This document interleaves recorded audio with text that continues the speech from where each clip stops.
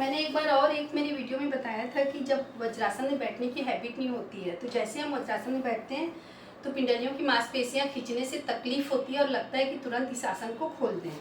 तो शुरुआत में आप क्या करें, दोनों पैरों के बीच में एक सॉफ्ट टॉवेल या चादर रख ले और फिर बैठेंगे तो उससे फिर पिंडल मांसपेशियों में दबाव नहीं पड़ता है। तो धीरे धीरे आप 1 सप्ताह यदि ऐसा करेंगे तो आप टॉवेल या उस कपड़े को हटाकर भी वज्रासन में बैठ सकते हैं। वज्रासन एक ऐसा आसन है जिसको हम खाने के तुरंत बाद कर सकते हैं।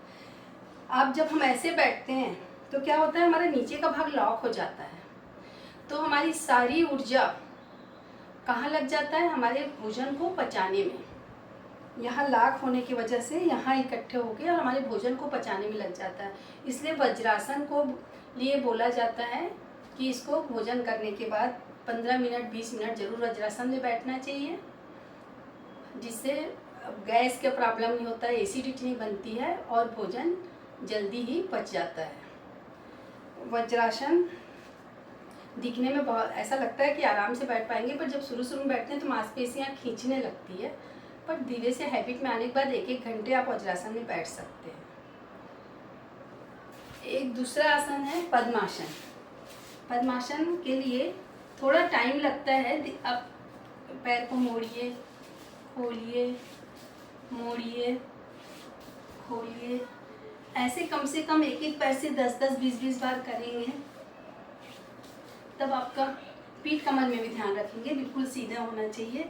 फिर आप तितली आसन करिए, बटरफ्लाई आसन,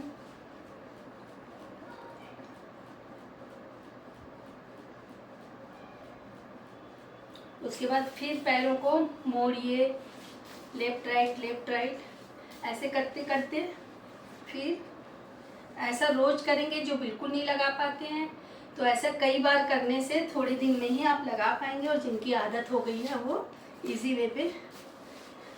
ये हो गया पद्मासन। जब आदत नहीं होती, शुरू में मांसपेशियां खिंचती है, पर आप लगाते रहेंगे, हर दिन कोशिश करेंगे तो फिर काफ़ी समय तक आप पद्मासन लगा के बैठ भी सकते हैं। शुरू में तकलीफ होती है, खोलिए, फिर इसी को दूर आइए, मोड़िए, सीधा करिए, मोड़िए, सीधा करिए, मोड़िए, सीधा करिए, बस। फिर बटरफ्लाई, ताकि पैरों में इतना लचीलापन आ जाए।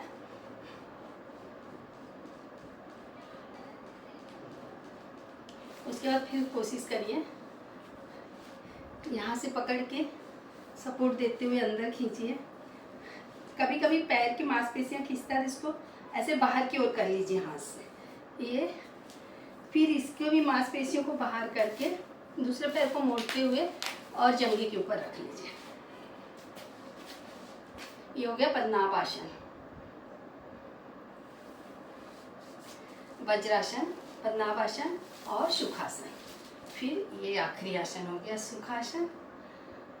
जिस आसन में आप सुखपूर्वक बैठ सकते हैं वो आसन लगा के प्राणायाम करना चाहिए, पर वज्रासन और पद्मासन भी लगाने आना चाहिए।